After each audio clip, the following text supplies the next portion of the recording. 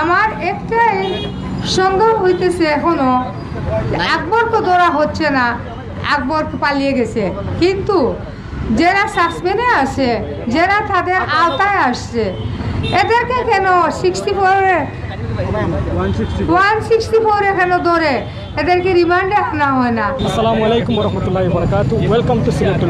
এবং তাদেরকে বিচারের জন্য জেল হাজতে প্রেরণ করা হচ্ছে না, কেন রিমান্ডে আনা হচ্ছে না? আমি এটাই জানতে চাই যে এর কারণটা কি। একটা পাবলিক যদি এতদিন কোনো দোষ করতো তাহলে 3 দিনও হয় না। এই যে এমসি কলেজের ঘটনা 3 দিনও হয় নাই, ওদেরকে ধরে শাস্তির আওতায় আনা হয়েছে। কিন্তু আমার এখানে আজ প্রায় 15 দিন হয়ে গেল, এখন পর্যন্ত তারা বলতেছে যে আকবরকে খুঁজে পাচ্ছে না। আকবরকে ধরলে হয়তো বড় বড় মাফাজেরা সব বেরিয়ে আসবে, এর জন্য আকবরকে দামাচাপা দিয়ে লুকানো রাখা হয়েছে। এবং যাদেরকে তাদের আওতায় আছে তারা কেন এখনো এই জামাইয়া ধরেও বসে আছে? তাদেরকে কেন এখনো 164 ধরে কেন রিমান্ডে আনা হচ্ছে না এবং জেল হাজতে প্রেরণ করা হচ্ছে না? ওদেরকে বিচারের আওতায় আনা হচ্ছে না, এদেরকে কেন পুলিশ হেফাজতে রাখছে? আমার সন্দেহ হচ্ছে এই বিচার আদৌ আমি পাবো কি না, কারণ এরা তো প্রশাসনের লোক। প্রশাসনে কি বিচার করবে? পাবলিক হইলে তো বিচার হইতো ঠিকই, কিন্তু প্রশাসনের লোক বলে মনে হয় বিচার হয় না। তাহলে আমার রায়হান ছিল একটা প্রশাসনের লোকের নাতি এবং একটা প্রশাসন বিডিআরের ছেলে, যে এদেরকে নিয়ে মারা হয় ঠিকই, কিন্তু ওদের বিচার প্রার্থীকে বিচার করা হয় না। জানি না এর কারণ কি, তবে আপনারা সবাই আমার সাথে একমত হয়ে কোনো জ্বালাও পোড়াও ভাঙচুর এইসব না করে আপনারা সব একমত হয়ে ঐক্যবদ্ধ হয়ে শান্তিপূর্ণভাবে আপনারা আন্দোলন চালিয়ে যান। কোনো জ্বালাও পোড়াও ভাঙচুর আমি চাই না। শান্তি সুষ্ঠুভাবে আমরা বিচারটা সঠিক বিচার পেতাম, এবং সঠিক বিচার না পেলে আমার ছেলের আত্মা শান্তি পাবে না এবং আমরাও শান্তি পাব না। আপনারা যে এত কষ্ট করে আপনারা এখানে এসেছেন এবং আমি না ডাকলেও আপনারা আসেন, আমি দেখতেছি অনেক জায়গায়, আমি চিনি না কিন্তু অনেক জায়গায়, দেশে বিদেশে বাইরে, লন্ডন, আমেরিকা, সারা ওয়ার্ল্ডে, সারা বাংলাদেশে আমার ছেলের জন্য আপনারা মানববন্ধন করতেছেন, আন্দোলন করতেছেন। তার জন্য আমি আপনারা সবার কাছে এবং যত মিডিয়া আছেন সবার কাছে আমি চিরকৃতজ্ঞ। এবং ইউকে প্রবাসী সুহেল আহমদ, উনিও আছেন আমাদের সাথে। লন্ডনে আমার মেয়ে এই রুবা, আবার আরও অনেক আছেন। আমি কিন্তু সবাই নাম এখন বলতে পারতেছি না, আমার মাথায় আসছে না, কিন্তু যারা আছেন এবং মিডিয়ারা যারা আছেন সবাইকে আমি ধন্যবাদ জানাইতেছি যে আমার এক রায়হানের জন্য আপনারা শত রায়হান বেরিয়ে আসছেন। আপনারা সবার সহযোগিতা আমি চাচ্ছি। আপনারা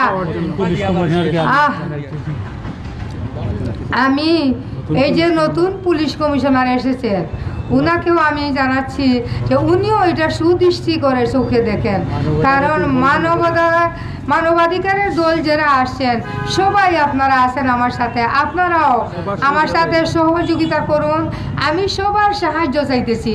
আপনারা যদি বুঝছেন আমার সাথে যে আপনারা সহযোগিতা করতেছেন, এর জন্য আমি আপনারা সবার কাছে চিরকৃতজ্ঞ। এবং মানবাধিকারের সবাইকেও, মাননীয় প্রধানমন্ত্রীকে বলছি, আপনি দুর্বল মনে করবেন না, আপনি সুদৃষ্টিতে আপনি বিচার বিবেচনা করে আমার এই বাচ্চার সন্তুষ্ট বিচারটা করেন।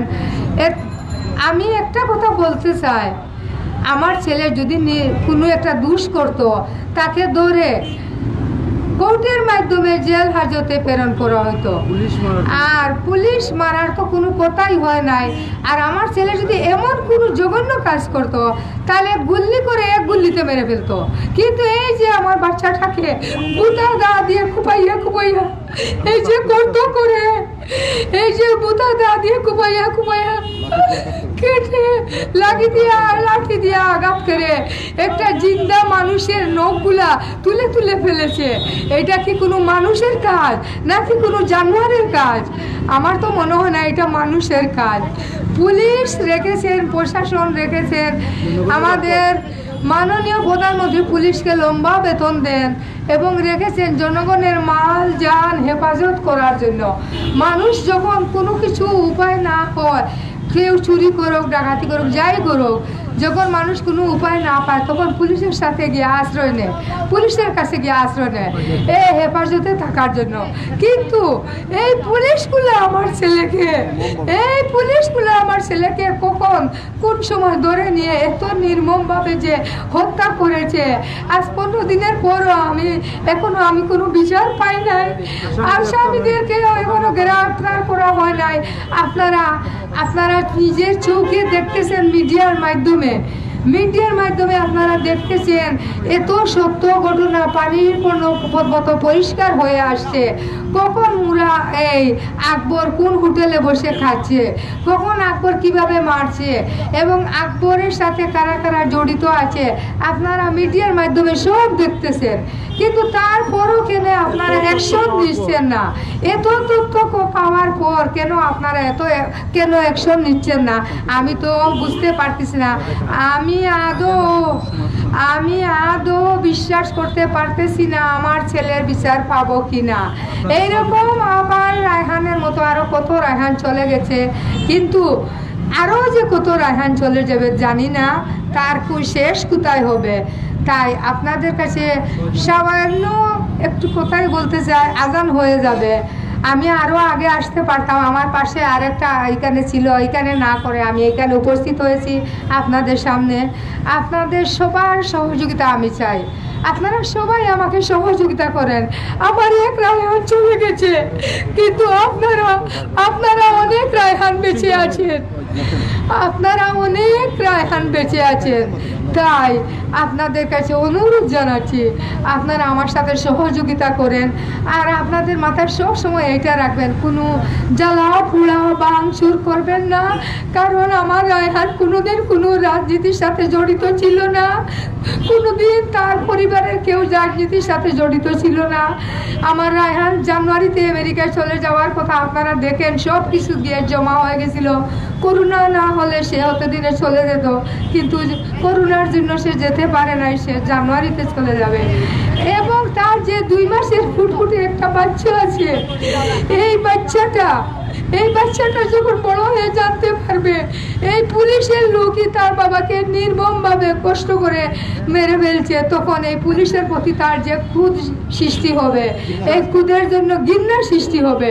এই ঘৃণার জন্য দায়ী সরকারই থাকবে, কারণ সরকারই এই পুলিশদেরকে পালতেছেন, সরকারই এদেরকে লালন পালন করতেছেন, আর এই সরকারই এই পুলিশ পাঠিয়েছেন জনগণের মাল যান হেফাজত করার জন্য। তাই আপনাদের কাছে অনুরোধ এবং আপনাদের কাছে বারবার এইটাই বলতেছি, আপনারা কোনো জ্বালা পোড়া ভাঙচুর করবেন না, আপনারা সুষ্ঠুভাবে সুষ্ঠুভাবে আন্দোলন চালিয়ে যান এবং আমার সাথে আপনারা সহযোগিতা করেন। থ্যাংক ইউ, ধন্যবাদ, আপনাদের সবাইকে ধন্যবাদ। আসসালামু আলাইকুম।